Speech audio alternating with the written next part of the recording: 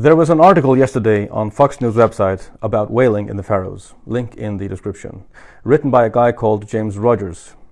I understand he's British and he usually reports on tech and IT. The pictures, very tellingly called gruesome by the journalist, were taken in the period July to September this year and sent to him by volunteers of the Sea Shepherd. They claim to expose the Faroese whale hunt by covert land-based patrols. He also writes that the hunt dates back to the late 16th century. That is incorrect. The official statistics date back to 1584. The whale hunt most likely dates back to when the Norse settled in the Faroes sometime in the 8th century. This idea that you have to use covert operations to expose a gruesome practice deliberately attempts to paint the wrong picture. The hunt happens in public, and the statistics are public, and you can find pictures of the whale hunt on the social media profile of any Faroese person.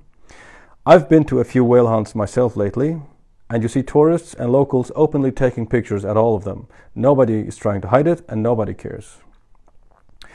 Rogers also writes that the Faroese government slammed Sea Shepherd activities by doing what I regard as simply providing facts.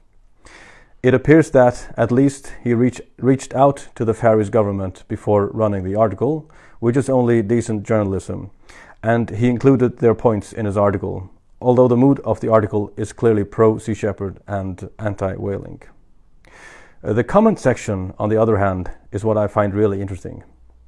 At the moment, the article has more than 3,000 comments, so obviously I can't look through them all, but I glanced through the top 50 comments, and the feedback is around 90% in support of the whale hunt, which is about the same as I got on my YouTube channel when I did a video on the subject about a year ago. So it appears people are reasonable for the most part, but that's not the bottom line.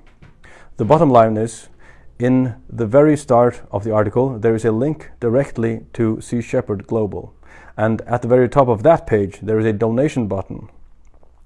This is how Sea Shepherd and Paul Watson make their living. They use pictures to cause outrage, albeit in less than 10% of the population, and they receive donations. The money does nothing but support the useless life of Captain Walrus, who never intended to stop the whale hunt in the first place.